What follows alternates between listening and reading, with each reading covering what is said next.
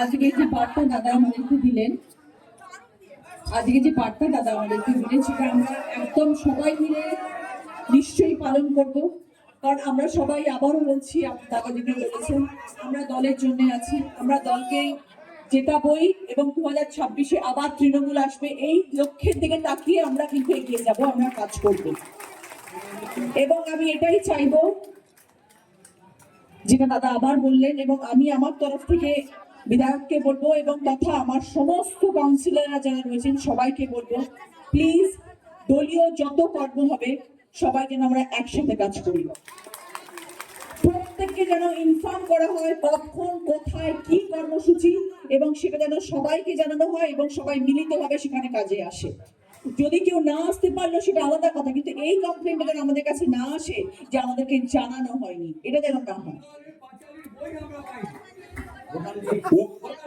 আমি কিন্তু এই আলোচনা করতে আসছি,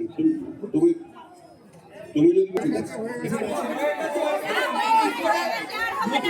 আচ্ছা তোমাদের বিধানসভায় আমরা সবাই আছি পার্টির সঙ্গে, ঘটনা তুলে কোনো লাভ নেই, সেটাই তো বলছি।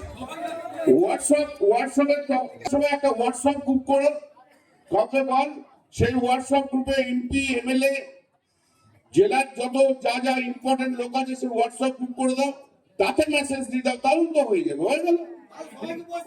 আজকে এখন টিভিতে রাজ্যসভা বসে যাও, নির্দেশ দিয়েছে আমরা অক্ষরে অক্ষরে পালন করবো। মমতা ব্যানার্জি, অভিষেক ব্যানার্জির স্বপ্ন রচনা আমি সমস্ত কর্মীদের নিয়ে আমরা একসাথে চলবো।